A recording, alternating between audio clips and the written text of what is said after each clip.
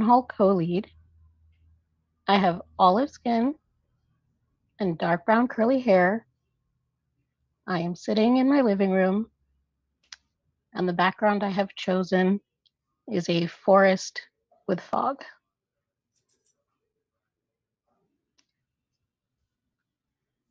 So before we begin our panel discussions, I wanted to talk briefly about the Racial Justice Town Hall, which grew out of the Racial Justice Summit. The Town Hall, now in its 6th year, was started to create a space for dialogue between leaders and community members around issues directly affecting our community.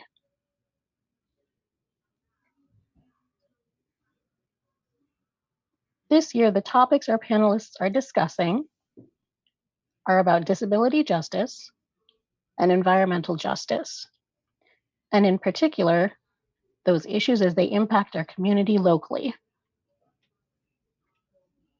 The work of the Town Hall and the Racial Justice Summit would not be possible without the work of the Planning Committee, our ASL interpreters, closed captioners, the behind-the-scenes tech support, and of course, the founder of all of this, Tim Stevens.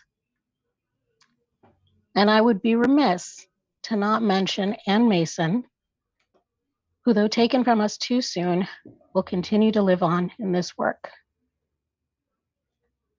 So before I introduce the panelists, I wanted to let everyone know that there will be a brief 5-minute break between the two panels. And if at any time you have questions for the panel or specific panelists, please place them in the Q&A section at the bottom of your screen or in the comment section on YouTube or Facebook.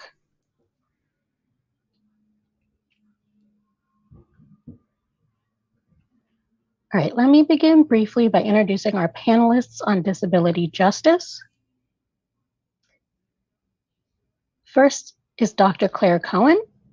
She is a Black child and adolescent psychiatrist who has been a community activist in Pittsburgh for over 30 years. Currently, her two areas of focus are educational justice and Medicare for all. Dustin Gibson's work addresses the nexus between race, class, and disability.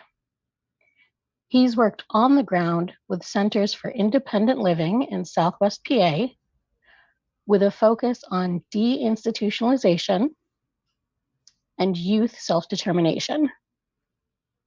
He's the Access, Disability, and Language Justice Coordinator at People's Hub, a peer support trainer with Disability Link in Georgia, a board member with Straight Ahead and Heard, and a founding member of the Harriet Tubman Collective, Us Protecting Us in Atlanta, Georgia, and the Policing in Allegheny County Committee.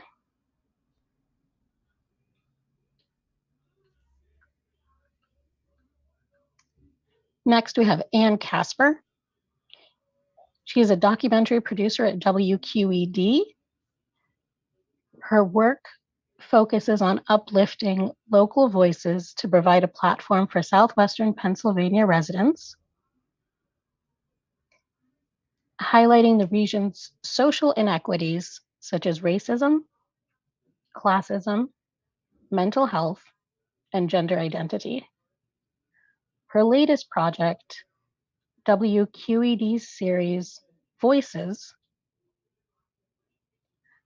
observes the many problems facing marginalized communities in the greater Pittsburgh area, including topics of healthcare, systemic racism, and gentrification.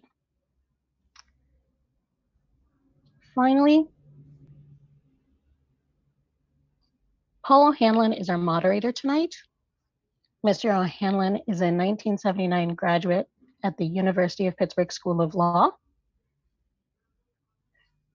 From 2001 to 2014, Mr. O'Hanlon was a staff attorney with the Disability Rights Network of Pennsylvania. Before working at the Disability Rights Network, Mr. O'Hanlon was the senior housing attorney and housing unit chief with Neighborhood Legal Services Association in Pittsburgh, where he worked for more than 20 years. And without further ado, I will let Paul take it from here. Hi, welcome everybody. I want to welcome my panelists, and we're going to start with the question of how we define disability justice. And I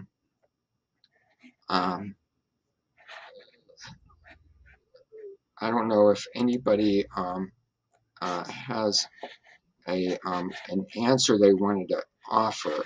I'm afraid my computer's actually acting up, but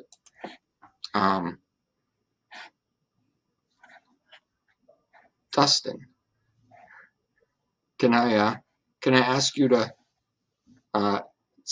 tell us how you would answer that question? Yeah, this is Dustin. I should first say I'm a light-skinned black man I have a beard, I have a Homestead Grays cap on, I have a sweatshirt and like a white and brick wall behind me. I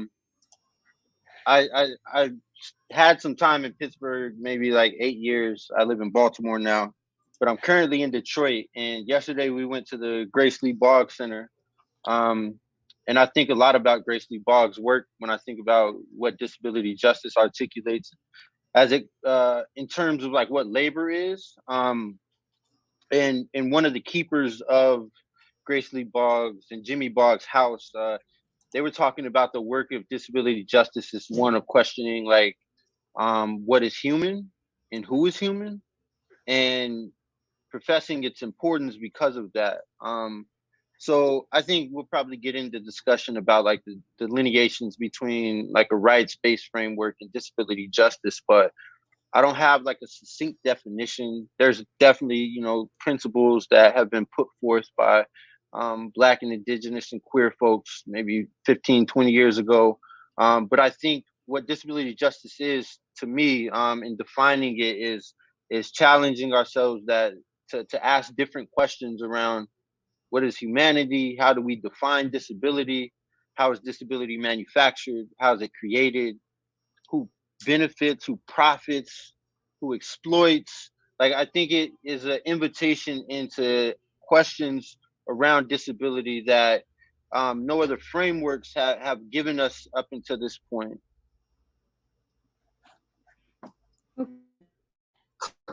So I'm Dr. Clara Cohen. I'm a paper bag colored African American woman in my mid 60s with graying hair. I'm actually in my bedroom, but I have my background is purposely blurred. So you just see a blur behind me. So I would like to say, I don't have a succinct answer either, but I would like to agree with Dustin about recognizing the humanity of every human being. I'd like to also say part of disability justice is recognizing that everybody has gifts to offer to the world, everybody, and recognizing that everybody has the right to a decent life, to a positive life, and everybody has the right to self-determination. So for me, those are among the most important parts of disability justice. Anne. Yeah, so I'm Anne. I am a white woman. I have blonde-ish hair, and I'm in my room, but also like Dr. Claire Cohen, I have my background blurred. So I really liked what Dr. Cohen said about everybody has their own unique gifts. And something that I think about a lot is how everybody has their own needs, aspirations, we're all different people. So when you talk about like disability justice and any kind of justice, it's listening to the voices of the people who are within that community, listening to their specific needs, uplifting them, and also, I think, changing the framework of how we view each person as what they need and listening to them. So. Dustin, I wanted to direct a question directly to the work that you do. We know that people with disabilities in this country are arrested at a much higher rate than people without disabilities, and that often because of lack of resources and ability to advocate for themselves, end up in prison with longer sentences. Can you speak to what you've seen with your work and how this relates to the issue of disability justice?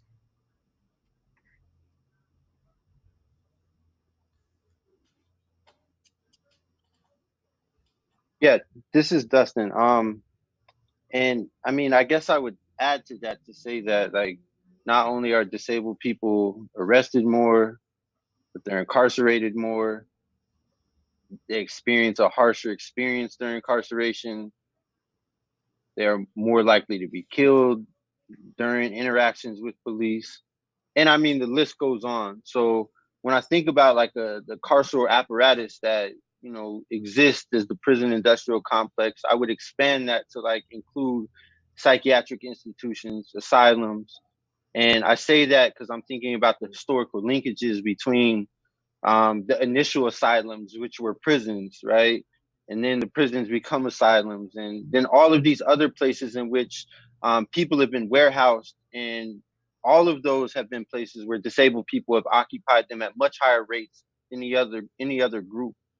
Like right now, like we have a current situation of, we'll say like Allegheny County Jail, like we have statistics on like the amount of people that with any type of documented mental illness or any addiction issue is like well above the majority, but we don't typically like identify those people to be disabled.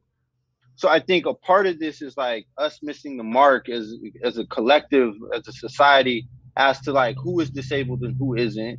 But when we're defining disability as something that is like political, that identity is disabled as a political one, we're encapsulating all of those folks with addiction, people that there's oftentimes a separation between mental disability and physical disability. Under disability justice framework, we don't separate the body mind. We understand that they're interplaying with each other in a very like, you know, intimate way. So I say all of that to say that the majority of people in prisons are disabled. We don't have records to like actually accurately reflect the numbers. Like I think I heard from Lou Randall, who is the I don't want to misrepresent the title, but Lou is with Autism Connection of Pennsylvania, said that there's one person documented out of 50 something thousand prisoners in Pennsylvania as being autistic. So like this shows us like the amount of like erasure that exists within these systems. And I lift that because like I'm looking at ableism is like something that is a crux to the systems of incarceration that we use. So yes, it is about arrest, because what we do when we arrest people, or the police do, is they police behavior. Oftentimes disability is used as a justification to actually go to prison, right? It is not like this idea that the police find out about disability, they get training, they have knowledge about it, and then they do something different. Like the police's job is to actually police people's behaviors, and disabled people fall into that category that are being targeted because their behaviors are not seen to be the standard or what society deems as normal. And I would say the construction of normal, like many people have said before me, in society is one that is ableist, that does not include disabled people. So that question of like, you know, disability justice, like, you know, challenging like what is human, what we view to be human, I think it is illuminated in our policing systems, where it is clear that disabled people are targeted. Like, this is not like a thing that's up for debate. So yeah, I would just like surmise it in saying that I'm thinking about the system of incarceration, the foot soldiers being police, as like a way that we control like who is public and we construct what is public. We do that in many other ways too. Like, that's not something that only lives within police, right? The way in which we police each other is also ableist. Like, the way in which we build infrastructure to exclude people from what is public is also ableist. The police are just like one salient example that we have of that, but it's mimicked all throughout parts of our society through employment, through education, through basically any type of fabric that we can think of. Thank you. One of the things I know I've been struck by in my career is when I see someone with a disability being incarcerated, institutionalized, having their freedom taken away, how often it's framed in terms of doing them a favor. Like, that somehow, taking them off the street and putting them in a warm prison. It's so often the case that I hear that articulated as a good thing. And I just think that, yeah, that sort of reinforces, I think, what you're saying, Dustin. Claire, if I could shift to you, I know that you've worked a lot in the area of trauma, anxiety, and depression among teens. And certainly the COVID pandemic has been a major factor. And can you talk a little bit about what you've been seeing? And I want to talk, I think, after that about specifically looking at schools. But if you could sort of talk, I think, generally about, what the current, what you're seeing. So I work with teens and children. I'll talk specifically about teens, as you said. I see a lot of teens, even before the pandemic. I've seen a lot of teens who are depressed, who are maybe starting to have psychosis. A lot of teens with autistic spectrum disorder, an intellectual disability, and the one thing I would like to impress upon people is this is not a society that's friendly to children or teens. And that what I've often seen is teens who are struggling, either because they've had a lot of adverse events in their lives, such as being abused or witnessing violence, domestic violence or community violence, other forms of trauma. Sometimes it's not even trauma. Sometimes it's a kid whose mother, as by necessity, has to work. This is not uncommon. 2 jobs and is rarely home, and the kid needs someone there and their father's in jail or prison, and the kid doesn't really have anyone there for them. So they go out on the street and they find people that aren't really good for them to be their mentors and their support, and end up getting into trouble.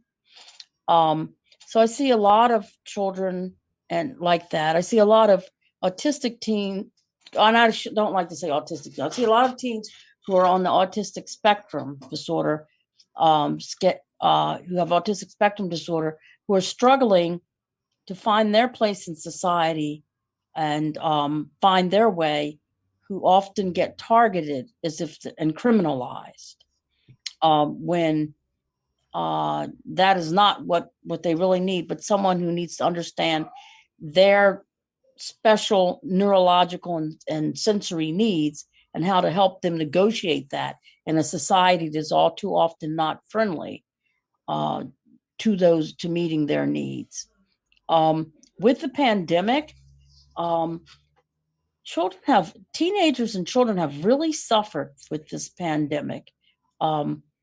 They've suffered because of the restrictions that's made it difficult for them to do the normal socialization that they need to do. They've suffered because they've not been in school. They've suffered because some of them have suffered because parents have gotten very ill, or in some cases died. I haven't had any patients that have had 2 parents die. People often aren't addressing the needs that children have for all these issues, and often are acting as if children should just, and teenagers should just pull themselves up by their bootstraps and function regardless. It's been difficult. I know that the literature says, and this has been my experience, that there's been an explosion of suicidality and, to a lesser extent, homicidality in teenagers during this pandemic. And many hospitals have been to open more beds for children. Many programs that service children with intellectual and mental health disabilities have greatly pulled back and restricted themselves. So many children who were needing supports to help them negotiate the normal travails of everyday life aren't finding them there for them. Oftentimes the Zoom meetings don't work for kids. Kids need that personal touch. Plus, there's a huge divide between those who have and don't have internet access and all Yes, that. well, yes, and that's another issue. And telephone doesn't do it.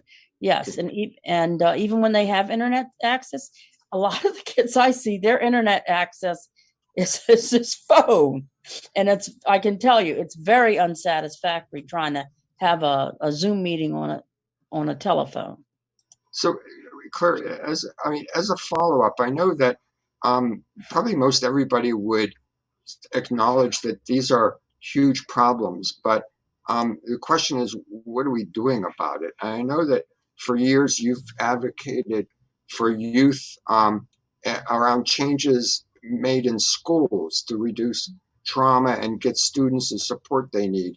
What have you seen happening or not happening in schools around this issue? And, what kind of actions could people be taking? So it's a complicated issue because on the one hand, if you look on paper, a lot of schools have anti-bullying policies. A lot of schools meet all the federal laws for kids with disabilities on paper, and supposedly have means to address kids' concerns. But the reality is that oftentimes staircases or elevators get closed for kids who can't use staircases.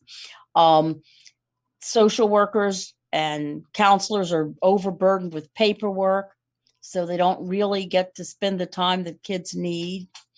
And even though a lot of schools supposedly have anti-bullying, because kids with developmental and mental health disabilities often are bullied, and these bullying policies are really instead of giving kids sanctuary and support, often end up being punitive for kids with disabilities and kids who are suffering mental health trauma and have mental health needs. So, and that to my dismay is often what happens. One of the unfortunate things that has happened is oftentimes dealing with kids like this is put onto school resource officers, school police, and they're not really the people to deal with children in distress or children who have developmental needs. They don't know how to de-escalate. They tend to have a punitive approach. They tend to criminalize children.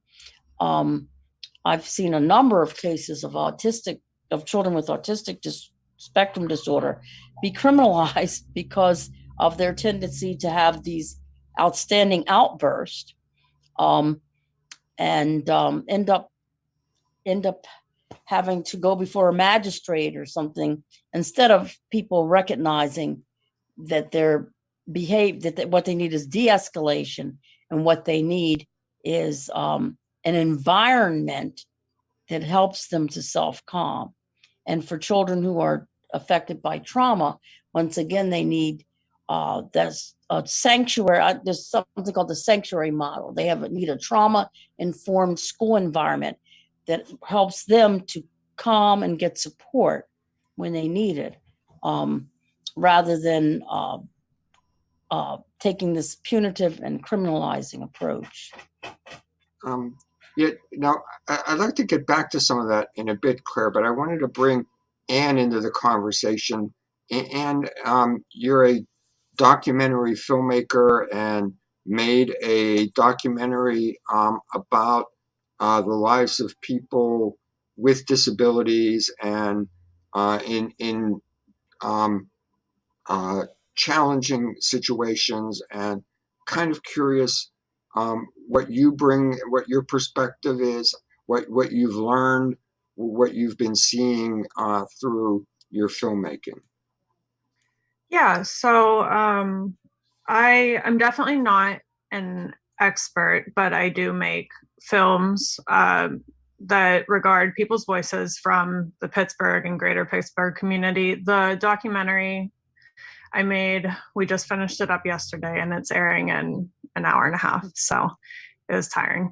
But it was on healthcare inequity among minoritized communities. So the topics we did were African American health, Latinx health, LGBTQ, people with disabilities, and then areas that affect health like food and medical deserts and environmental hazards, which in Pittsburgh, we have plenty of areas that affect health. I wrote down something that one of my interviewees said, which I thought was really interesting when we're talking about like healthcare and how it's affected. One of my interviewees said 10 to 20% of our health is affected by access to healthcare, and everything else affects health. So when you think about topics like food and medical deserts and areas with environmental hazards, areas that are affected strongly by racism, bigotry, and oppression, that is what I found to be the most influencing aspect of our documentary.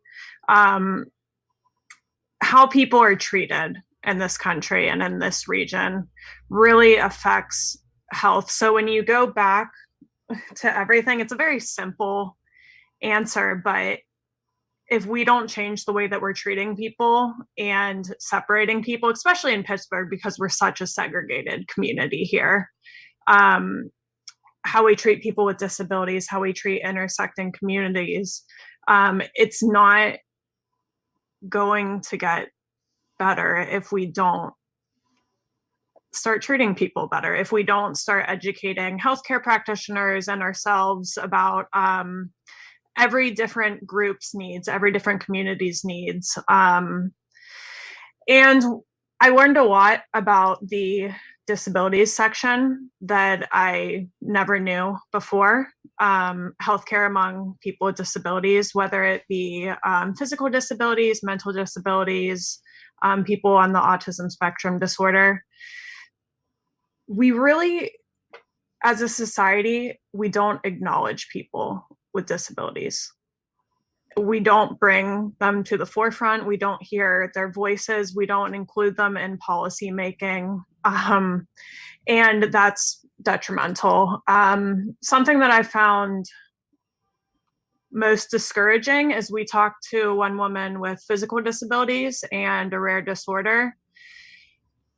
And so much of her life is between choosing if she has a job or if she has healthcare access, because so many people with disabilities in her situation, they have to remain below the poverty line just to have healthcare insurance that meets the immense expenses that she needs to live.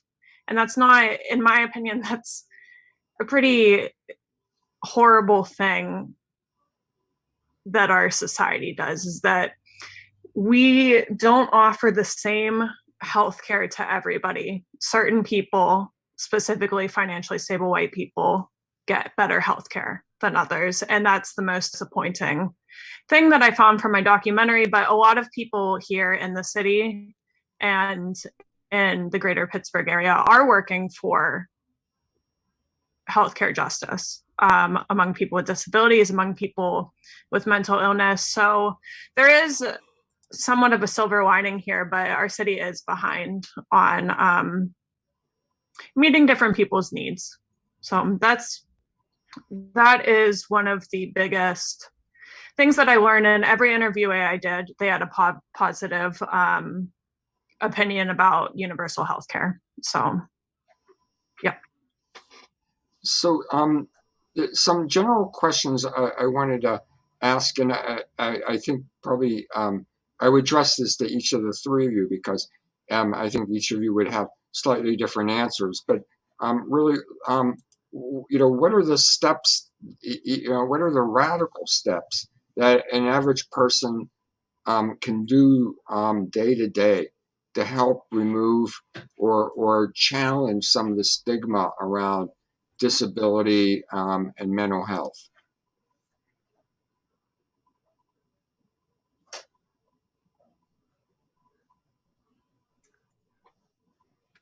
Yeah. So I can kind of just go off of what I just said, just because it's fresh in my mind right now.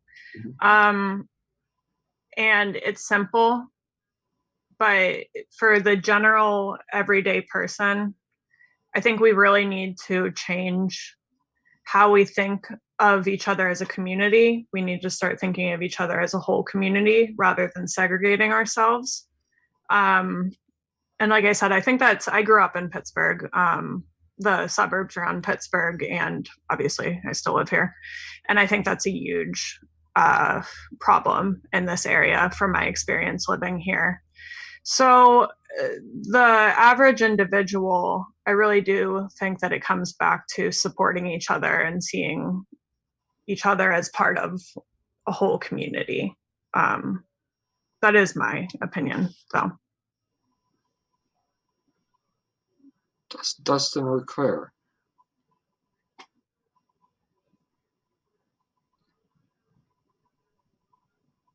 I think it's a tall order. It's a big question because I think there's some fundamental restructuring of our society and how we see ourselves and how we see our society.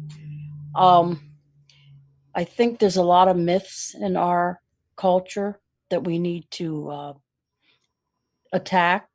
We need to bust up.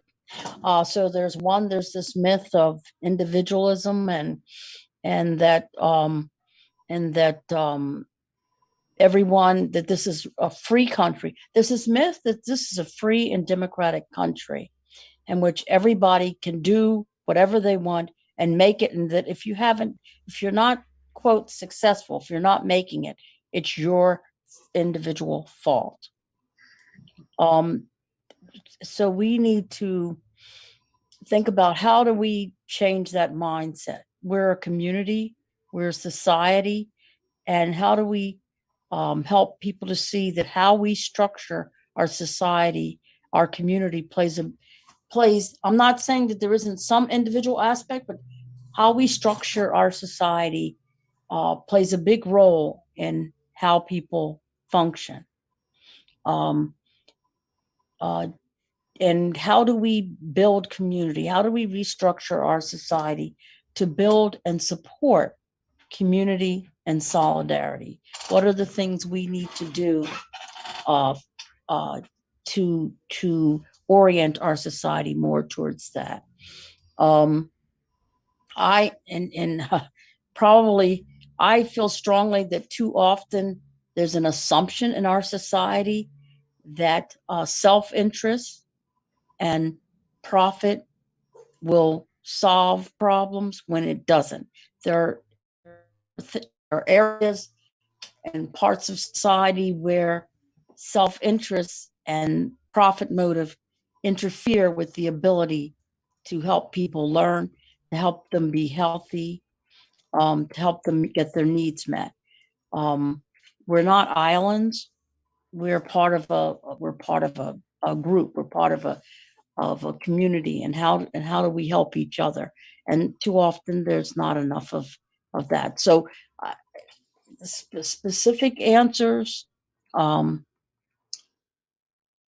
wish I had specific answers are giving people the time and resources to meet and talk and find their commonality and address some of these issues. I think, reason why on the board of the Black Worker Centers, we're talking about how to help workers get together and fight for their needs. How to support families in meeting and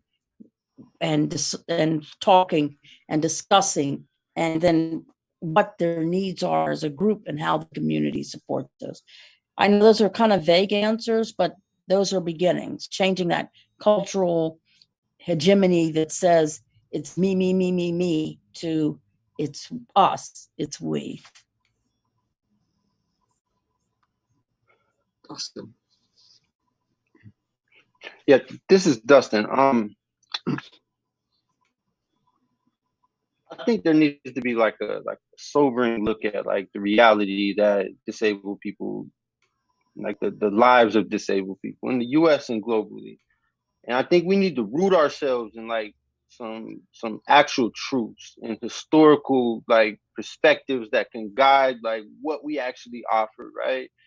Like when I think about like the mainstream narrative around mental health, that is not crafted by people like myself with psychiatric disabilities. It's crafted by doctors. It's crafted by people that have absolutely no idea what it is to actually live with disabilities.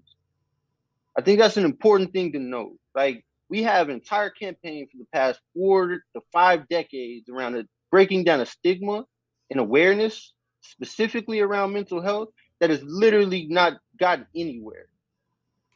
This is the mainstream narrative that is not crafted by disabled people. Like, so I view conversations like this to be difficult because it is not like something that is based in fact. It is like literally like this thing that we feed into, and we see it happen, like even around like language around autism. Like autistic people have been very clear that they identify as autistic for social and political purpose. And that is always ignored. So like I think some of the things that we can do for non-disabled people is literally to step aside, like really step aside, and us to root in truth of looks to not think about disabled people as people that are in need of care and in a perpetual state of dependency upon non-disabled people, that we're literally objects to be supported and figured out and studied and held. Like we're in this for self-determination. Every disability rights struggle, every disability justice struggle in the history has been one of self-determination. It is not this articulation of our experience to non-disabled people to figure out what they can do to support us. It is one of how do we build power amongst disabled people? How do non-disabled people show in solidarity for us, not care and support? And I think about that from starting from a place of understanding, like in the US, I'm thinking about Pittsburgh specifically, we have a labor struggle. We have a class of poor people. We have Black people that intricately understand how capitalism, racial capitalism specifically, exacerbates, creates, and manufactures disability. And then we have people that respond to that.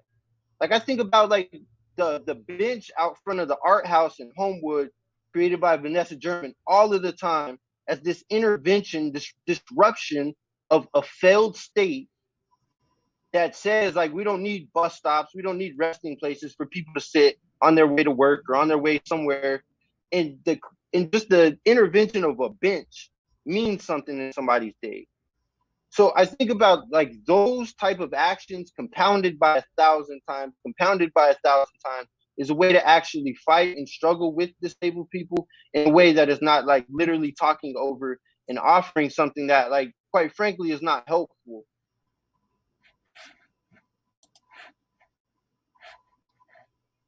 Claire, for a moment, if I could, one of the things that you're well known for is promoting healthcare for all and universal healthcare.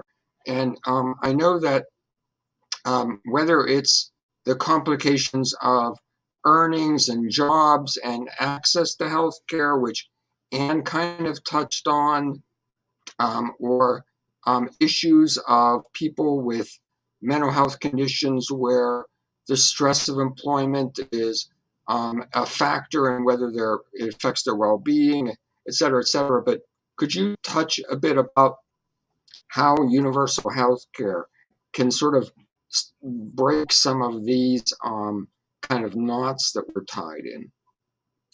So, first of all, in this country, we have a system which distorts healthcare by the profit motive. It distorts we have a system in which a lot of people can't get full access to the healthcare that they need, and because they don't have the resources and the money. We pretend that they do. Even, and I wrote I co-authored a paper about this. Even people in Medicare, often, because nowadays in most states Medicare is essentially privatized, a lot of services that people need, they can't get to help them function adequately, or even normally, or even the way they would like to in society. I see a lot of people with developmental needs, especially with autism, who need different types of services, which they just can't get. They can't get enough of. And part of it is there are not enough professionals, but part of it is that some of these services are expensive, especially up front. And in the long run, they're not expensive for society, but they're expensive for someone who's wanting to make money. And they often lead to people having a lower quality of life. I think if we had, and often people go broke trying to provide service for children or for themselves. If we had a society where, like many of the countries in the world, where people didn't have to worry about how they would get the services they needed, where you go to the doctor, or you go to a health professional or speech therapist, or you need IBHS services in the home, and you don't have to worry about, you don't have to fight with an insurance company to get the services you need. Where you just go, you need the services, you get them, and then it would be a much less stressful society for people. There wouldn't be so much bankruptcy, and there would be people more able to reach their potential. It also would help in terms of preventing some of the disabilities. So, for example, I have hypertension. Okay, if I can't get insurance, or the insurance company won't pay for the medicine I really need, it's not in their pharmacy. I have a stroke, or I have a heart attack, or I have kidney failure. Those are the things for untreated hypertension. Now my disability is much greater than it would have been if I were able to take better care of myself, or if I had diabetes and I had a special diet that I needed to be on, or some other illnesses where you need a special diet. Just by not having those, that puts me at risk for not being able to function. And these are things that happen to a lot of people. I see a lot of people. My mother had glaucoma, but she was skimping on her glaucoma medicine and taking half as much as she should. And these are things that frequently happen. And in the end, they end up costing the individuals who are more in terms of their health and their ability to function, and it costs society more in terms of functioning. You hear about all these wonders we can do in terms of for people with disabilities, but if they're not accessible. I had a young kid who, I'll just use one example. It was clear that he needed some really intensive services because he both had autistic spectrum disorder, but he also had been severely traumatized. So the program that would most meet his needs, he wasn't able to access. So what if the United States has this really good program they've developed that's state of the art and best practice? If you can't access it, it doesn't matter that it's there. So and there are a lot of people like that in this country who can't access these services, who can't, so for them, it's not there. And people, you hear these people talking about waiting lists in other countries. A waiting list is also when you can't get the care you need and you die because you can't get it. Or even if you don't die, or you have major morbidity, major damage done to you, because that's a waiting list too. And that's a waiting list that's based on the very unfair criteria of you just don't have the money to pay for it. Yeah, I don't know if that answers your question some. Yeah. I mean, as you were saying that, I mean, one of the things that triggered for me is that the whole philosophy around copays is so kind of ableist and middle class in its assumptions that somehow, like it represents you being invested in your health care or something. And I mean, the whole logic behind it seems sort of penny wise and pound foolish. Yes. So I guess that we've got about 8 minutes left, and I wanted to leave some time for things that people would suggest, whether it's legislation we need or changes we need. What I'm personally struck by is that I think as a society, we have an easy time thinking of, in concrete terms, like somebody with a wheelchair needs a ramp.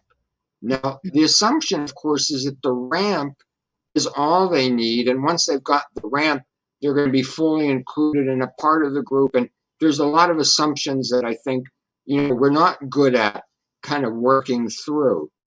So I guess what I want to ask you is sort of, what do you see as being the, not exactly the low-hanging fruit, but the stuff that we really need to, climb the ladder and start reaching?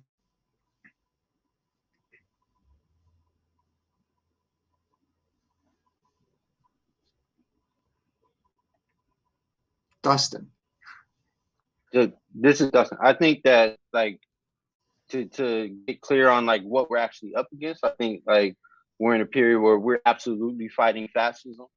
And to think about like eugenics is something that, hasn't gone away, and it goes hand in hand with fascism. To think about, every time we have conversations as a society about what a response to a mass shooting would be, that it is lock and step across the political spectrum that we have in the U.S., saying that people with sight disabilities should be criminalized, or saying that sight disability is the shooting manifestation of disability. The putting people back in institutions is something that Trump agrees with, and so does the Democrats, right? Like, so, like, I think is a part of that, like, how we combat it is through abolition. And when I say abolition, I'm talking about prisons, jails, police. Literally zero of them is what I mean. So when I'm talking about defund the police, I think about that as a step to abolition. And also including nursing facilities. Like, we're in a time, like, this is a part of the reason that I don't believe in this, strategy of like awareness. Like, the majority of people that have died from COVID in the United States have been people that are either in nursing homes or connected to nursing homes. I would just like argue to say that people don't give a shit. Like, people don't care about disabled people. And if they did, collectively, we would do something differently than we've done over the past 2 years. And those are only the disabled people that are in nursing homes, right? Like, so we're not even thinking about all of the other people that we would identify as having pre-existing health conditions. that are politically disabled, that are a part of this class. Like, and I put emphasis on the political because it doesn't matter if people identify, you know, people can identify however they do. But the political class is like indicating that there is like a purpose for it, right? Somebody is benefiting and somebody is profiting off of that exploitation that people are rendered vulnerable to participate in or experience. So I would say abolition. Ruthie Wilson Gilmore, Dr. Ruthie Wilson Gilmore talks about abolition is changing the way that we interact with people and the planet. We're also in a time of, like, you know, fascism and the far right being people that are accelerating like the damage that is being done to earth, to water. Something that is like intricately connected to the disabled experience, thinking about power shutoffs and all of the other things that come from that. But what disability justice offers us is like the centering of access in a way that traditional disability rights movements haven't. Disability rights have gotten us accessibility. We know that that can't be enforced. We're 30 something years past the ADA. We know shit is not accessible. We know people can't actually engage with things when they are accessible. So when we say like centering access, it is the vehicle to get to abolition. Like, because in order to center access, we have to acknowledge that people have needs. We have to acknowledge that those needs shift. They're fluid throughout the day, throughout the week. There's no stagnation when it comes to what disability is. And we change the way that we interact. And that is a part of how we are and who we are, rather than this addition or this add-on. So it's not just enough to have interpreters, right? Like, we have interpreters, we are in community with them, we prep them. Like, there is an entire community that's built around that when we're operating from a justice model. And I also would say, like, challenge people to think about like the most minute thing possible in this. Like, we're in a pandemic where the restriction of breath is literally like causing death, and people always want to implement, like, what do I do to, you know, be in solidarity, or what do I do to increase access? And people can't stop wearing scents. The amount of people that I know that are excluded from spaces because people won't stop wearing perfume, cologne, non-scented laundry detergent in a fucking pandemic, right? And I'm using the language because I want to express a level of urgency around this, and to say that, like, it's not this elaborate scheme that we need to come up with. A part of listening to disabled people is saying, like, yo, I literally can't come to this meeting because y'all use Febreze. And if I come, I'm risking my life. Like, I think we need to root down in that, instead of like thinking about this as like this complex thing, to like really listen to what disabled people have been demanding for decades. And from that, we can build at that point.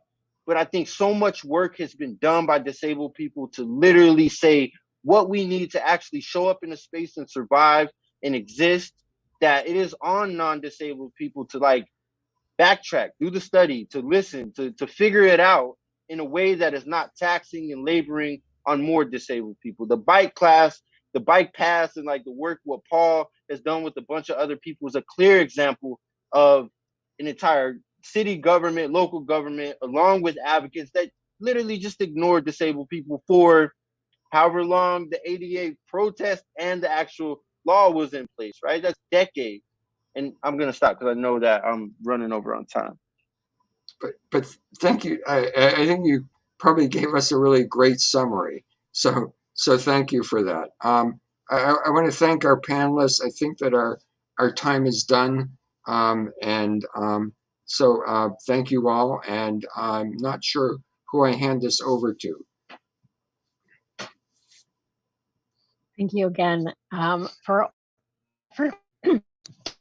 sorry, being a part of this panel.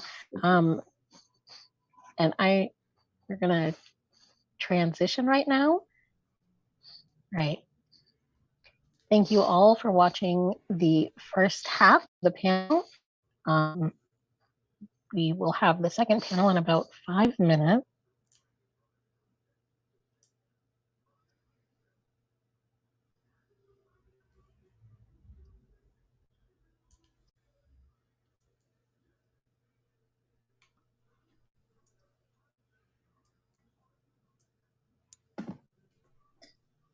We are now entering the 5-minute break. On the screen, you will see a graphic that is pink and purple scrolled background with white text. The text reads, "Welcome to the Racial Justice Town Hall. We will now take a 5-minute break."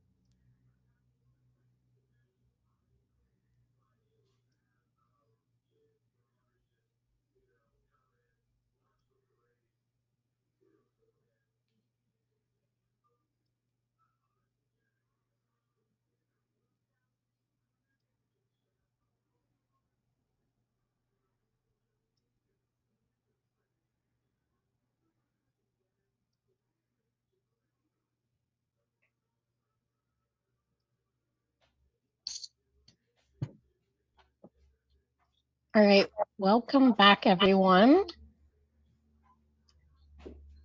So welcome back to the second half of the Pittsburgh Racial Justice Town Hall. If you are just joining us, our first panel focused on disability justice, and our next panel will be discussing environmental justice. Well, I'm excited to welcome our next panelists. First is Dr. Joylette Portlock. She is the Executive Director of Sustainable Pittsburgh, a nonprofit working to advance sustainability policies and practices in Southwestern PA. Prior to her role at Sustainable Pittsburgh, Dr. Portlock served as Associate Director of Science and Research at the Carnegie Museum of Natural History and as Executive Director of Communitopia, a nonprofit based in Pittsburgh that focuses on climate change communication. She holds a bachelor's degree in biology with a minor in anthropology from MIT and a PhD in genetics from Stanford University.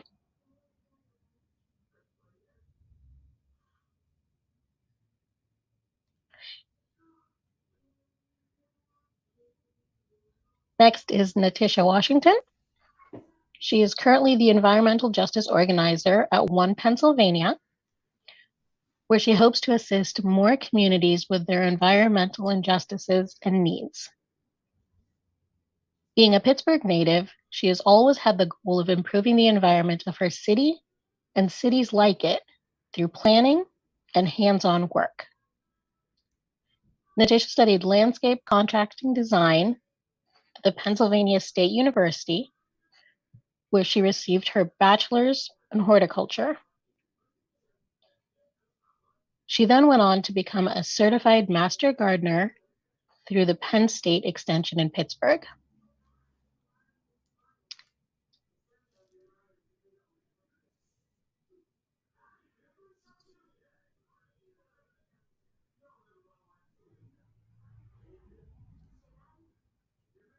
Tiffany Taulton is the Director of Community Initiatives for the Hazelwood Initiative, a community development corporation located in Hazelwood, one of Pittsburgh's most racially diverse neighborhoods. Tiffany oversees community engagement, communications, and grants with an eye towards strengthening equity and inclusivity in the development process. Prior to working at the Hazelwood Initiative, Tiffany evaluated national clean energy strategies for the Environmental Defense Fund in New York, worked for the Pittsburgh Department of City Planning, where she authored the food chapter of the Pittsburgh Climate Action Plan 2.0.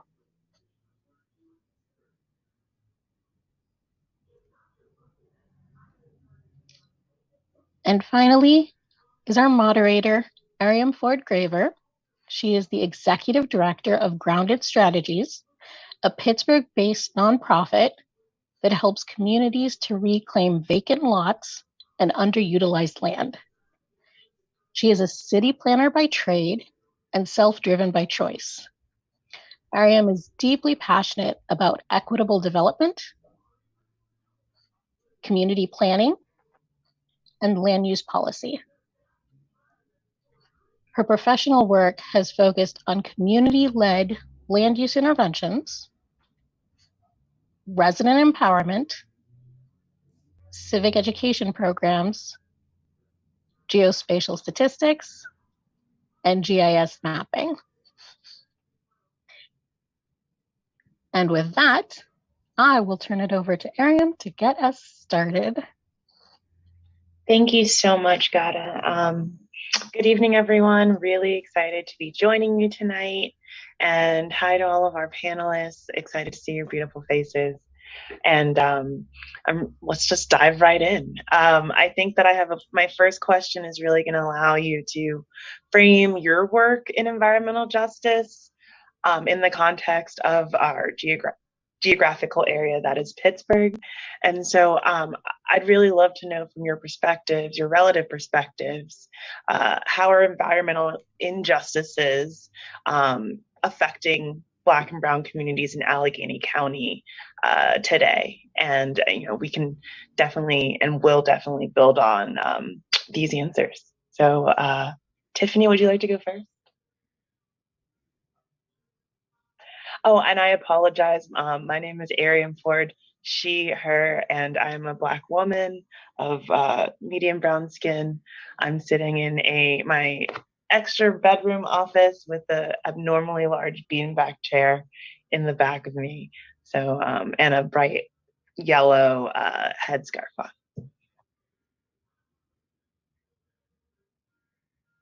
Okay, thanks. My name's Tiffany. I'm a Black woman with 2 braids in my hair and white earphones and a teal sweater in an office space background with flowers in it. And I am very glad to be here, although I was hoping someone else would take the first question. So I actually forgot what was the first question. I was going to say, I asked a question and took it back. Kind of grounding us, pun intended, in our conversation today, how do you see environmental injustices affecting Black and Brown communities in the Pittsburgh area?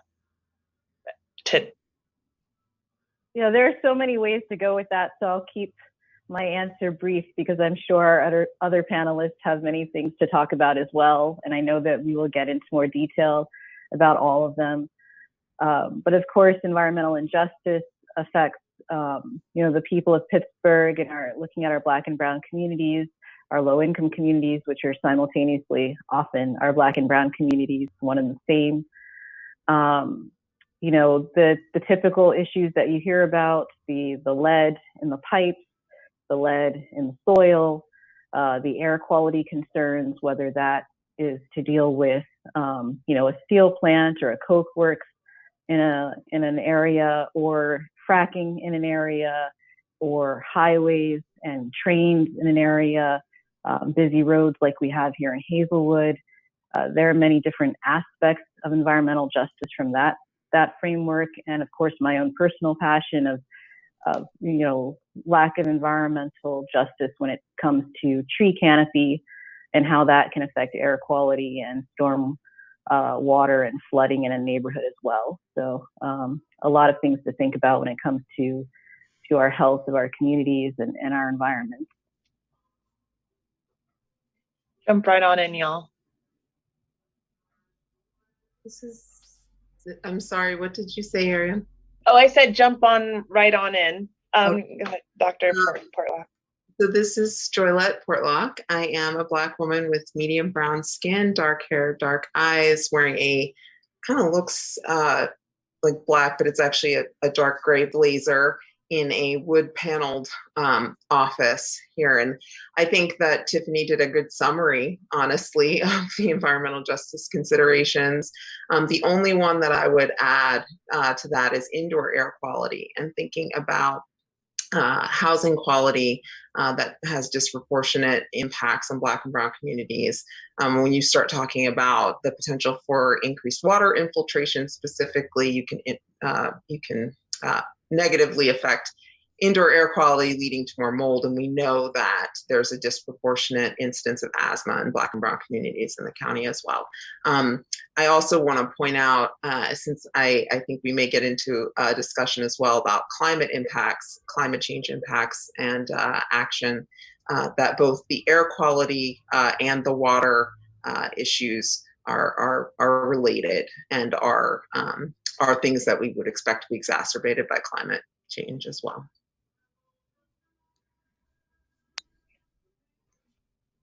And I'm Natisha. I am a brown-skinned African-American woman with an Afro puff blazer that is cranberry, white shirt, and I'm in my office space, so there's a lot of lists and signs behind me. Y'all did cover a lot. So the only thing that I would emphasize is a lot of the conversations I have is mostly the effect of the environmental hazards that caused a lot of our residents to have these health disparities that we see in a lot of our articles, especially in Pittsburgh, where a lot of our Black and Brown communities have bigger health disparities than those that are not as low income and minority focused. So I like to emphasize a lot on how these effects have messed up the respiratory systems of our children and our seniors and many adults that live in our communities, not having clean water and having lead in the water, being brain development, affecting the way that our communities function health-wise is a big effect that comes up in our conversation a lot. And I'll let us move on to the next question. Well, thanks for those answers. I feel like that sets us up really well for this question around, the individual level and then all the way up to the climate and global level of environmental justice. And so we always talk about time poverty and, the how participation in decision making is regressive and puts more of a burden on low-income, underserved communities to even participate. And so when we're talking about improving our environmental standards around Black and Brown living conditions just to live, that's one goal on the individual level, to exist and thrive and be healthy.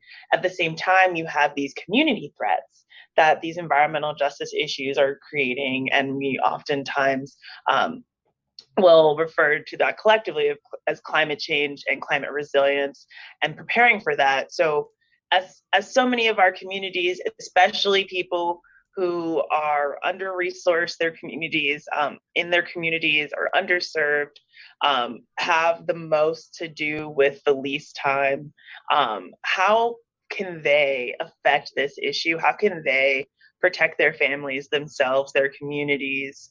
What effect can one person have in this environmental emergency y'all are talking about?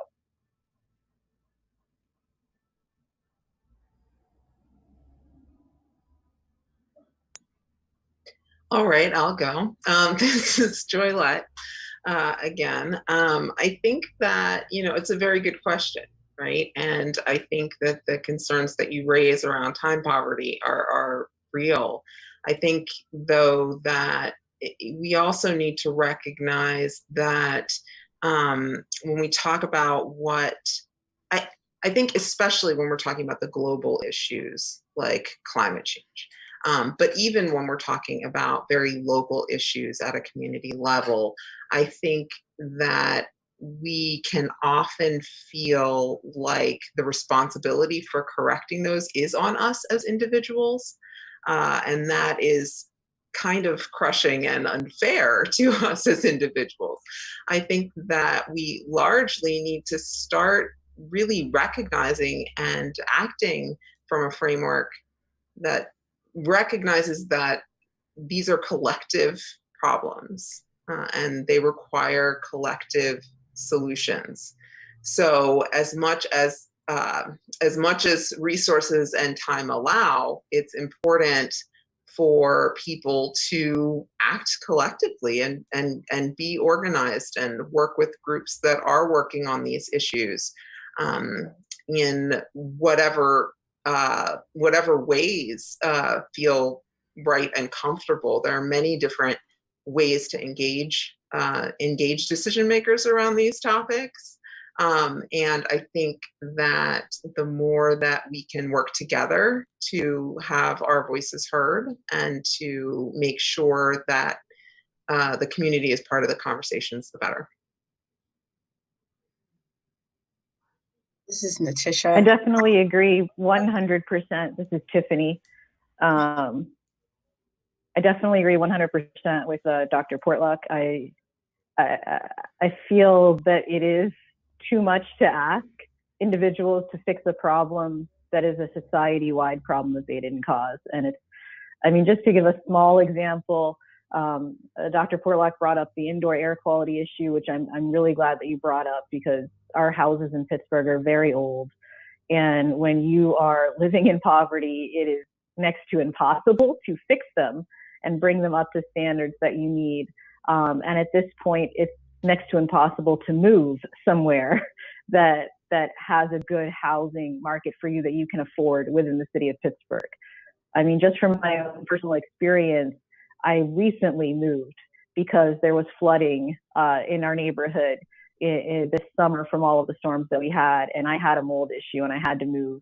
And I moved to another house and found out it had mold in it. And when I called for remediation, they said it would cost me more than $10,000 to remediate it. That is not a problem that an individual can fix. That is something that we, as a society, as a city, need to fix to make home for everyone, and to come up with policies that address that, particularly for those communities that have not had the benefit of investment that other communities have had historically. I don't think it's fair to ask them to take on that burden individually. It's not fair to even ask them to spend their time having meetings about it. The problem is known. It's time for people to address it and just give the money because it's deserved and they're human beings. We all deserve to have clean air, clean water, and a safe place to live. I think this is, if I can just jump in really quick to point out that the climate aspects of this, I think, are really important, right? As we start to see more rainfall here, we will start to see more flooding. And so this is one way that that big abstract global concept becomes really real and granular for those of us at an individual level. Natisha, so I know as an organizer, we definitely agree a lot with, with Dr. Joylette saying, what Tiffany's saying, of having this as a collective effort. So as an organizer, usually what I tell my members is it's my job to support you in this situation. It's my job to collect all this information, go to all these meetings, make sure that you know what's going on and amplifying your voice that you are sharing with me. When I ask people for things, it's mostly for their stories. And if they are able to make time to engage in person, for them to show up in person so that people see the numbers of people that are engaged in these issues. So when we have people that are coming to us and saying, hey, I have this issue, and we're like, oh, we have this petition, we're trying to send this information to your council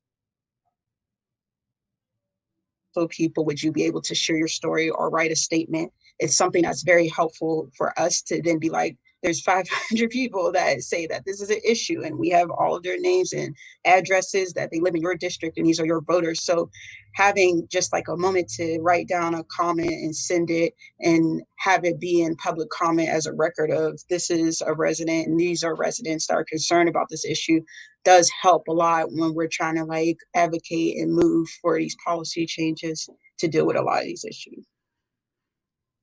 Absolutely. And I'm like writing notes here.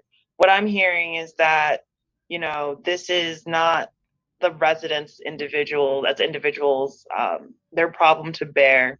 Really all they owe is their stories, and that there is a system in place that is supposed to be managing this, and it is broken. And that's why organizations like us and people who are doing this work, and that's our jobs, removing those barriers to entry. And I like to always say, Joylette, because of these huge abstracts, leveling those learning curves so that this information becomes readily available and comfortable with people who are just going about their daily lives, and doing that over time.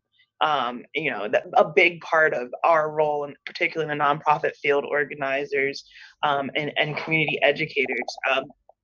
I think this. Okay, sorry. I think this is a really great opportunity to talk about justice, because essentially what you all are saying is, someone is paying the costs whose fault it is not, and that is an injustice. And so I like to speak about justice rather than a concept, but like something that's being delivered. So it is a tangible thing that, there is a giver and there is a receiver, and there is you can describe what is being transferred in that transaction. And so I would love to ask all of you, how can decision makers, elected officials, deliver environmental justice to these problems that people didn't cause, that they're paying for?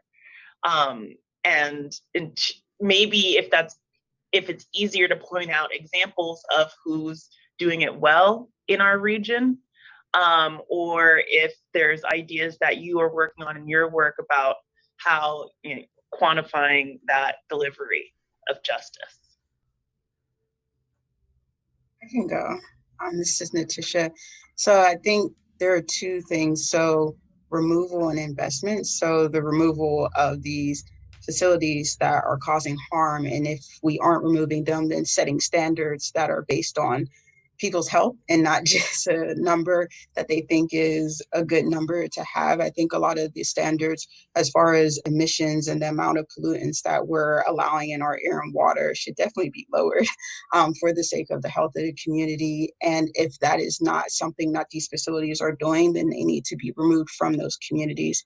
And then there should be investment of the money that we are getting with all these climate actions to be invested priority in environmental justice communities, which are, especially in our area, mostly, if not all, Black and Brown communities. So having that removal and having that investment, I think, can serve justice for these communities.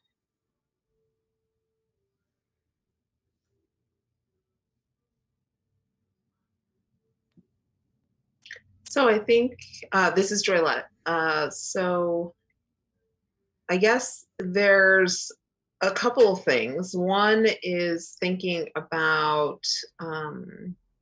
community engagement. So we work a lot with local governments, that's Sustainable Pittsburgh. And one of the things that we encourage for a truly sustainable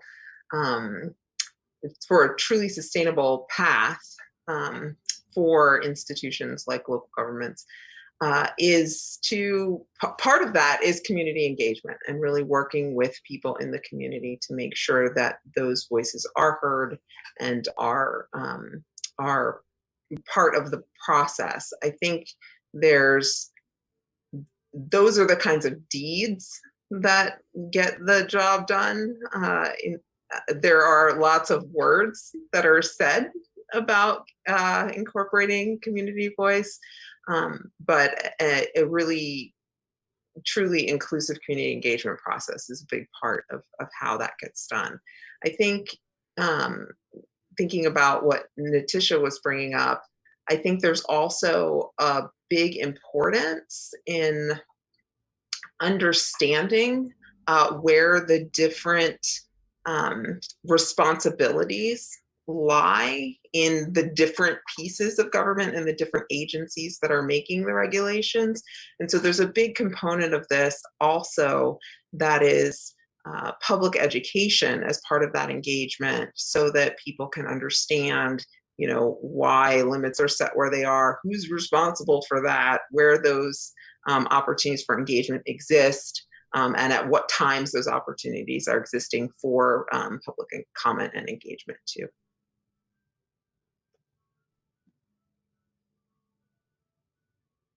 Yeah, I'd say for me, part of it is maybe thinking about what the priorities are and how we prioritize our money, because I think sometimes we have a tendency, or maybe even often, we have a tendency to prioritize these fancy techno solutions that really benefit people that are already at a certain economic level and quite frankly could be helping themselves with some issues.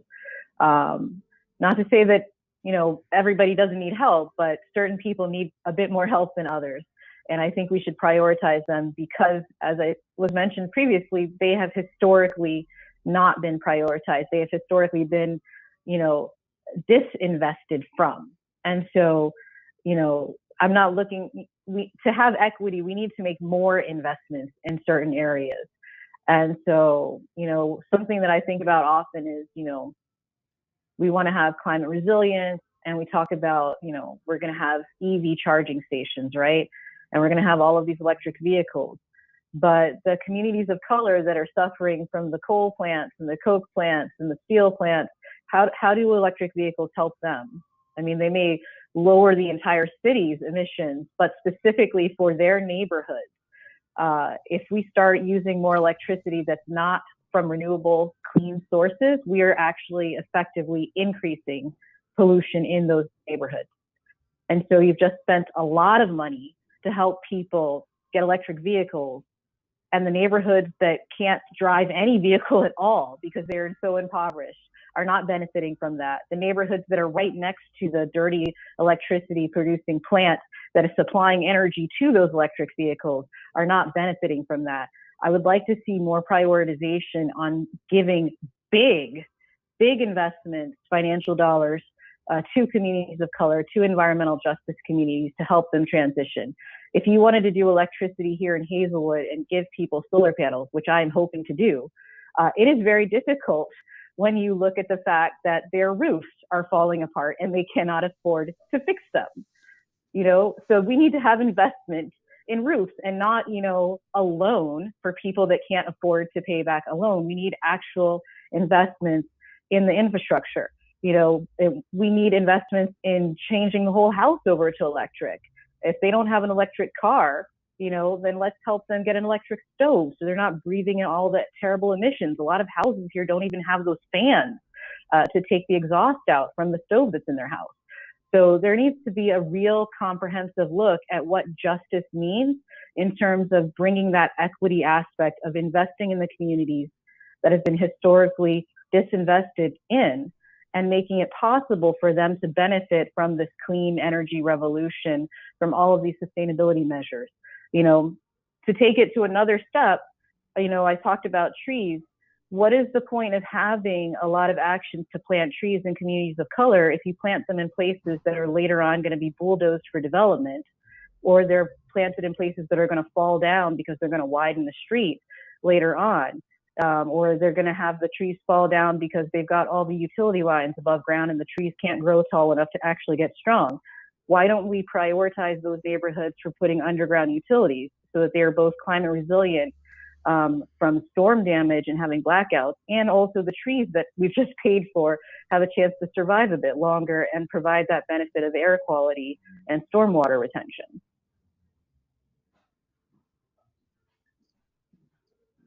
So this is Joylette, and to build on what Tiffany was saying, I think those are all really important issues. And I think, what's key is that we look for the solutions. I think, so centering equity in these conversations means looking for solutions to those problems as a center of what is happening, right? If we're looking at investment, and you have disparities, it's how do you decrease those disparities at the same time as you're lifting everybody?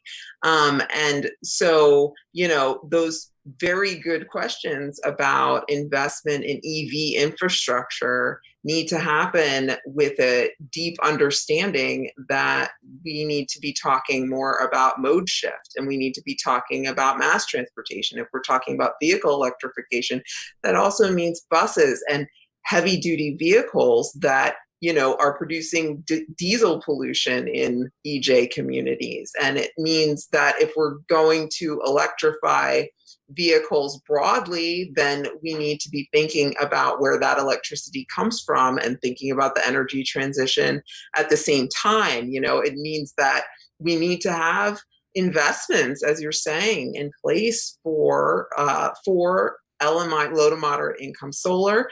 And it means that the housing, we need to have an ability to remediate the houses at the same time as we're doing that. And there are programs out there that can provide weatherization assistance, can provide those kinds of housing improvements. And one of the things that's happening is that we don't necessarily have enough skilled people in the workforce to actually make those things happen. So not as much in this part of the state, but definitely in other parts of Pennsylvania. What you see is that people are waiting for weatherization assistance because there aren't enough folks in the building trades, there aren't enough. And this is another big piece of it that I spend a lot of time thinking about, is as we're making all these investments in all of the things, how do we make sure that the clean energy workforce is a diverse workforce, and that the investments that are being made to create more of those jobs are being done in an equitable way? Because, to my mind, And as we operate at Sustainable Pittsburgh, it really is, it's about that intersection, right? It's not an economic development strategy that works if it's not an equitable strategy, right? And it's not, you know, something that helps the environment isn't just good because it helps the environment, right? It's good if it helps the environment and it helps the people. And so, yes, I mean, I agree with everything you're saying. And it's about how do you make creative solutions that can help people in ways that are closing those gaps, are reducing those inequities. And that's where it gets hard, because, you know, we have all these conversations about participation and inclusion, and it's easier to do one thing, but we have to get, I think, a lot more comfortable with the complexity of these situations.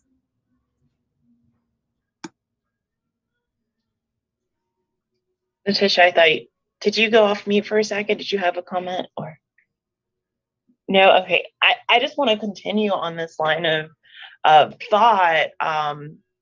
You know, what feels like is, I want to go back to Tiffany's point about prioritization, right? And so we know, particularly in our country, so many things about our country and this system, about how they're set up and why they work this way.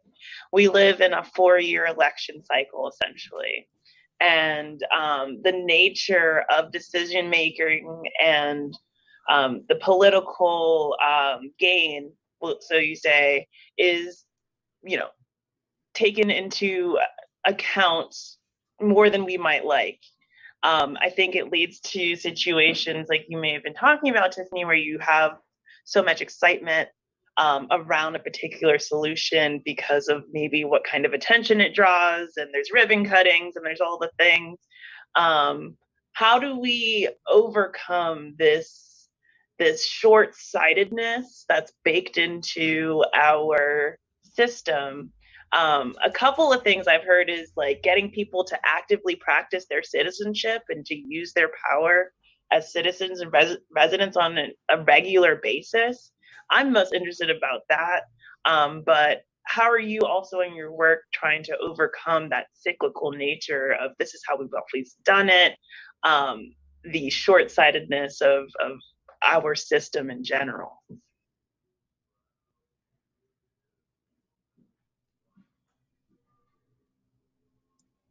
Oh, this is Tiffany. Thanks. Yeah, I'll start by saying that, one, we need more diverse representation in the system, because if people have experienced these things, then they will be more likely to speak about them and seek to fix them when they're in office. But the second thing that I will say is that it's important to have a flexible message that can appeal to different types of politicians.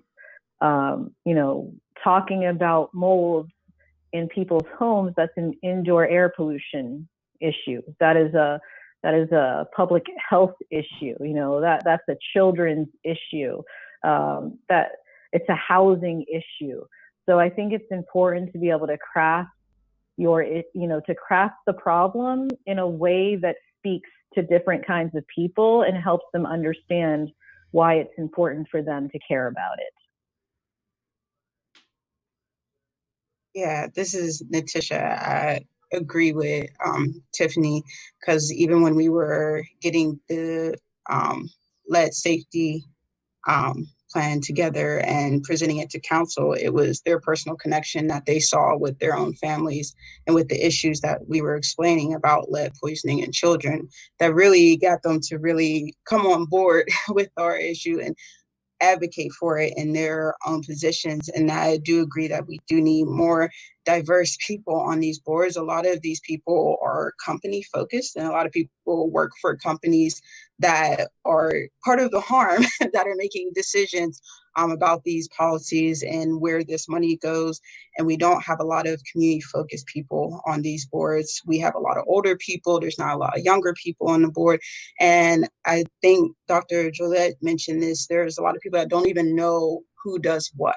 So there are a lot of people that don't even know who makes some of these decisions and what boards make decisions on how the standards should look. A lot of people don't even know, and I'm still learning what the PUC actually does, and finding out that they make like 150,000 plus staff members, and that you don't have to have no particular experience to actually try to go for that position. I think these are things that we definitely need to educate our public on and make it so that they don't feel discouraged in trying to be a part of this system and be in these seats, because there's a lot of people that just think, oh, I don't want to be a part of that system and I'm not going to get in. But there are organizations like ours that are like helping push people into these positions because we need them.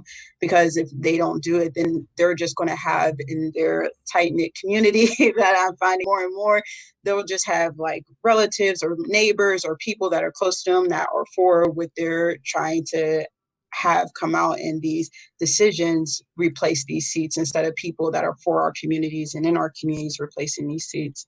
And I'll stop talking. This is Joylette, and in agreement with more diverse representation across the board, and wanting to add, I think, to the original question of how do you deal with kind of short-sightedness or cyclical, the cyclical nature of our politics. I think that you keep your eyes on the prize and you work with what you've got. I think that the space of solutions changes over time because of the nature of our systems. But there's always an opportunity somewhere. And if you look at the work that's happened on environmental justice, on climate change, at the local level, over the last many years, I think that you'll see that there's just an inordinate, there's a bunch of opportunity at the local level, even if that opportunity doesn't exist at the state or at the federal level, for progress. So wherever the opportunity is, that's where you engage and, keep the overall goals of a community where everyone can thrive at the front of mind. I feel like it's almost like the communities of color in particular are uniquely suited to be the solvers of this problem. Communities, from what I've heard, eyes on the prize, working with what you got. You could write a book about the Black experience in America, titled that. Working with communication and flexible messaging, I feel like the legacy of storytelling and communication and music that's just so rich in Black and Brown communities that never had the opportunity to become the primary way we communicate, even though like it's definitely a good choice. And so it's all of these things where there's room for you. There are roles that need to be filled, and that people like you need to be there with your experience. And so it sounds like all of the solutions can and should be coming from the people living in these neighborhoods, and it's about creating those pipelines. I'd like to go back to a comment about the green economy and the workforce around it. What do we need to do in the next 5 years in Pittsburgh to shore up our green economy pipeline with people that we know are uniquely qualified to do this work?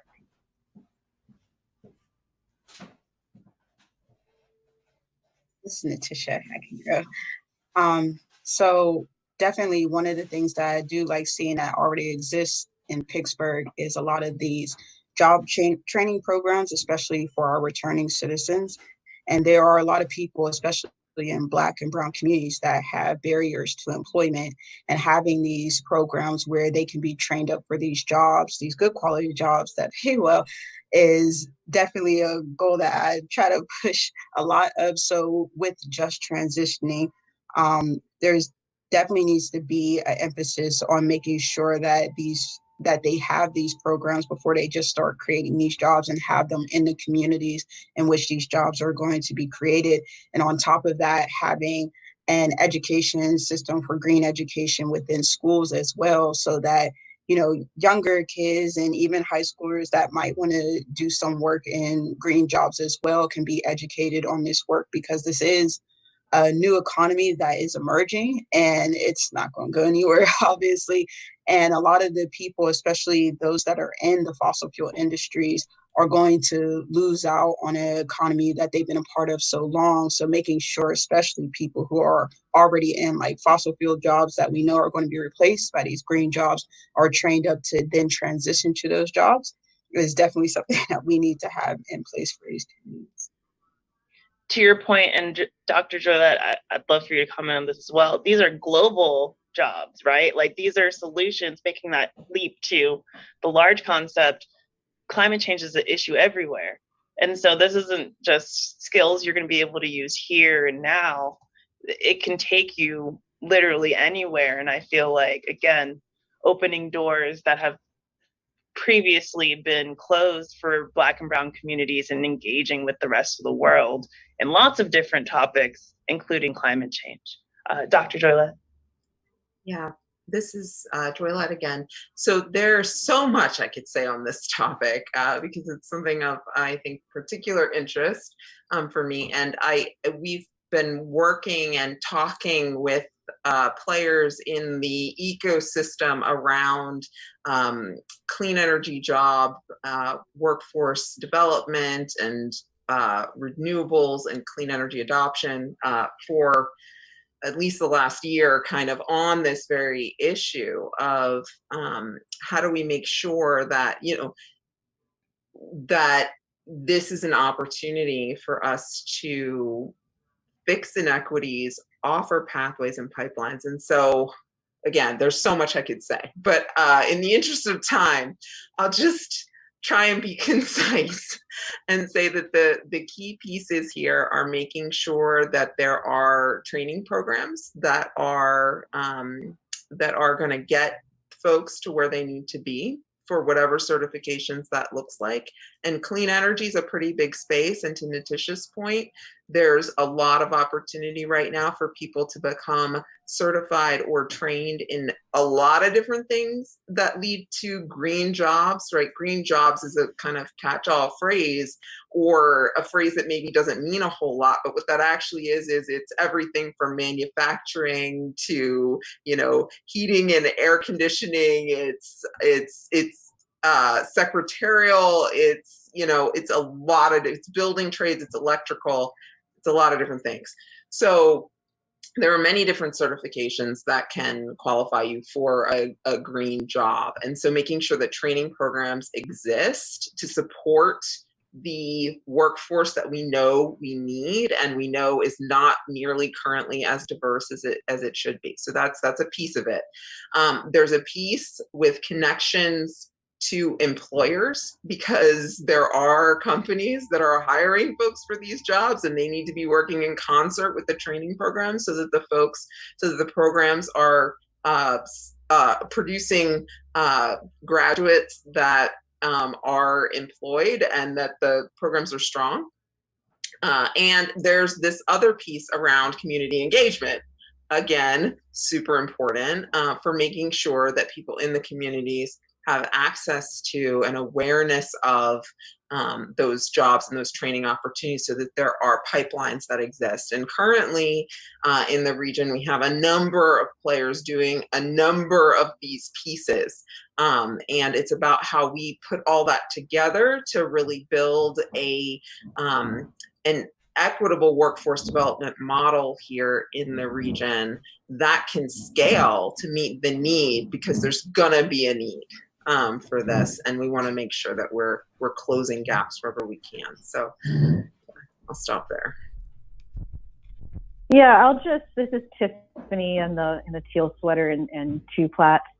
I just want to also emphasize that it's important, as Natisha mentioned, to talk to kids in schools about these jobs And I think even to give them more of an opportunity, a lot of the jobs you can't take until you're 18 or you've, decided to quit school.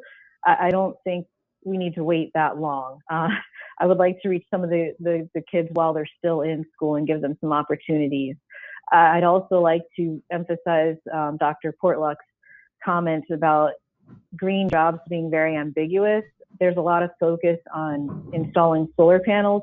There are a lot of other things that we are going to need to be climate resilient and more particularly to respond to disasters. There are so many storms nowadays that are just destroying infrastructure. We really need people in all sorts of building trades and, even accountants to deal with the financial management of these dollars as people's homes are being destroyed. Blackouts are taking a long time. And just to combine that with one of the questions I saw in the Q&A, will people become more individualistic, or more communal based on altruism or because they're forced to? I think that the number of climate storms that we are having right now is forcing us to get together as a community because we realize we cannot take this on ourselves. People are realizing that if you have a blackout, or a hurricane, a Category 5 hurricane, the government is not going to come in and save you next week. They may not even come and save you 2 months from now. It is going to be your community that you are going to have to depend on. It is going to be your house that has been prepared before the storm that you are going to have to rely on. And so we need to prepare ourselves and prepare our people and prepare our youth to take those jobs. And the last thing I'll say on that is that it is important not only that we lower barriers to employment, because I think there are still too many rules that keep certain people out of these jobs, but also that we pay people to take these trainings, not just make them free, because nothing is free. Even trying to get, transportation to get to that place or get childcare while you're doing this training is costing you something. And so the costs, they need to be compensated for taking this training that we as a society need them to do. And we need to think about paying them to do that training and paying them something that is a living wage to take that training to really make it worthwhile to invest and to make that switch in their lives. That helps all of us because this entire city is going to need that reconstruction effort to take us to the future, to be more resilient and to weather these storms. Such good answers. I could talk about this all day, and maybe one day we can in person soon. But I believe that is the end of our time. Thank you so much for all of your answers and your participation and your thoughtfulness. I will now turn it back over to the summit moderators, and thank you so much for having us. Oh. We have 5 minutes. I'm so sorry. I thought 9:55 was, or 7:55 was the time. Okay, just kidding. More questions. We're gonna jump over to the Q&A questions that we have since we have the rest of this time. So Thea asks, what part does engagement of any kind of residents with corporations about the production and disposal practices play? So are any of you all being conduits of communication between companies and residents as far as waste streams go, I believe? Does anyone else have a different reading of that question? I think that was a good reading. This is Joylette again. So we do work a lot with the business community and in furtherance of business sustainability practices. So maybe I can touch on this a little bit, and I'll just say that what we hear from the corporate community is very much an increasing awareness that sustainability practices are good business practices that require companies to be responsible to not just shareholders, but to employees, to potential employees, to the communities in which they live, and that increasingly the world is expecting companies to share the values of those communities and of their employee base. So that's not a sort of specific answer to the waste disposal question and how communities directly engage with companies, but I do know it is something that the corporate community is thinking a lot about. Is how to be good corporate citizens, at least the companies that we're working with on a regular basis. Awesome. I'm going to answer the question differently. Yeah. This is Tiffany in the teal sweater. I'm going to answer the question. Hazelwood is a community that has a waste disposal. It's a recycle plant in the community. So I would just say for my own, interest, that I believe that along with, electrification, beneficial electrification of all kinds, and buses and mass transportation, we should make sure that any trucks that are delivering municipal waste to communities are also electrified, so that they are not increasing the air quality problems that we have here with all the stuff that's on their truck, also the stuff that's coming out of their trucks. So I will just answer that quickly from that perspective. Absolutely. There was another question about, or the most recent question is about the infrastructure bill, the most recent infrastructure bill being passed. And that's a really great question. Do any of you see anything in the bill that's going to support the ideas y'all are talking about here? I think specifically around equitable hiring and contract. If you've read the whole thing, just some light reading. I can touch on it sort of broadly. I think that the infrastructure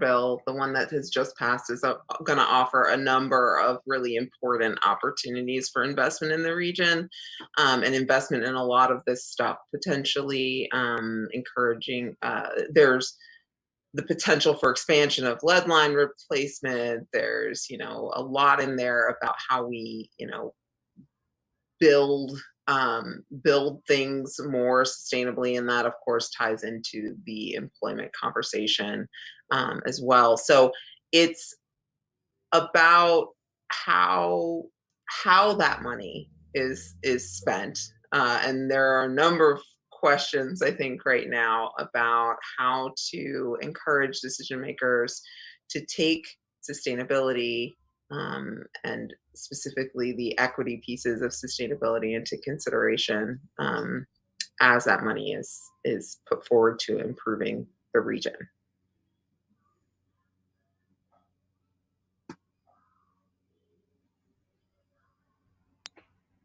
I saw in the chat there's a question about tree planting, so I just want to answer that quickly because we do a lot of tree planting here in Hazelwood. We just we're a finalist from the United Nations Climate Challenge Cup for our tree planting here in the Greenway. I think that's a great idea to get kids involved in thinking about green careers. It can be a challenge though in communities that have many other priorities for their health, for what's going on in their schools.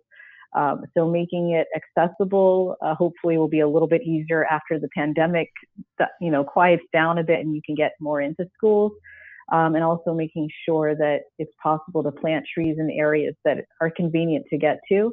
I think sometimes it can be difficult to reach the areas that you want to plant, but food always helps. So I think having prizes and bringing food helps to get people out. So that's my suggestion there. Always. Go ahead, Natisha. Please take our last yeah. word. No, I was going to add on to what Tiffany said, because definitely incentives are helpful, especially when they're food. A lot of other things that we've done is like trying to partner with utilities or other companies to get some type of like gift card assistance, give them a free tree for their own space if they so. When you partner with a lot of other organizations and you find people who want to like sponsor these efforts, not a lot of them, but if you do get people to sponsor, they can definitely give some incentives that's not just money, and definitely have good food, make sure it's good climate, make sure that it's fun and artistic. Adding art to any work is always helpful, especially when you are dealing with youth. And I just wanted to add that 2 cents. Absolutely. Fellowship, celebration, something I think, again, that our communities, Black and Brown communities, are particularly great at. So, and with that, I'm actually going to end our chat. Thank you so much for having us, and turning it back over to the planning team. Thank you so much.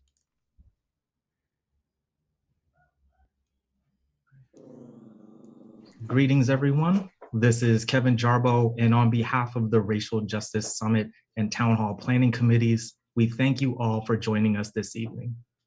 And thank you again to all of our panelists, moderators, and interpreters.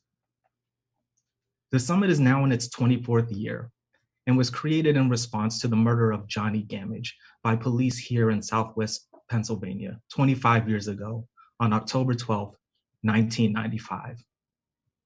This town hall is a precursor to the Pittsburgh Racial Justice Summit, which is a multicultural initiative of the Black and White Reunion. Mark your calendars for January 21st and 22nd. Registration is scheduled to open next week, and we will post a link to our website for more information. Our program for this summit is taking shape, and we're accepting proposals for additional sessions to include in the program. Proposals are due next Friday, December 17th. We'll share a link with details about how to apply. Lastly, a link to a survey about the town hall will open as soon as you exit the webinar, so please take a moment to let us know how we did. Have a wonderful evening, and we'll see you at the summit in January.